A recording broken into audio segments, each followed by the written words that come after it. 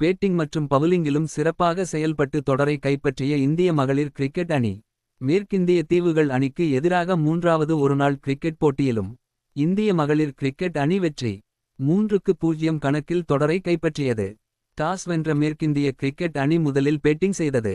ரேணுகா சிங் 4 விக்கெட்களும் தீப்தி ஷர்மா 6 விக்கெட்களை எடுத்து மேற்கிந்திய தீவுகள் அணி 38.5 ஓவர்களில் 162 ரன்களுக்கு கட்டுப்படுத்தி அனைத்து விக்கெட்டுகளையும் எடுத்தனர்.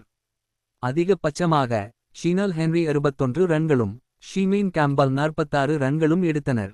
மற்றவர்கள் சொற்ப ரன்களில் ஆட்டம் இழந்தனர். எளிய இலக்கை எடுக்க இந்திய கிரிக்கெட் அணியின் தொடக்க வீரர் நட்சத்திர பேட்ஸ்மேன் தொடர்ந்து கலக்கி வந்த மந்தனா 4 ரன்களிலும் ரவல் 18 ரன்களிலும் ஆட்டம் இழந்தனர். கடந்த போட்டியில் சதம் அடித்த டியோல் 1 ரன்னில் ஆட்டமிருந்து ஒரு பதட்ட நிலை உருவானது. பின்னர் இயங்கிய கேப்டன் ஹர்மன்பிரீத் கௌர் 22 பந்துகளில் 32 ரன்கள் எடுத்து நம்பிக்கை கொடுத்தார். ஜெமிமா ரொட்ரிகஸ் 29 ரன்கள் எடுத்து ஆட்டம் இழந்தார்.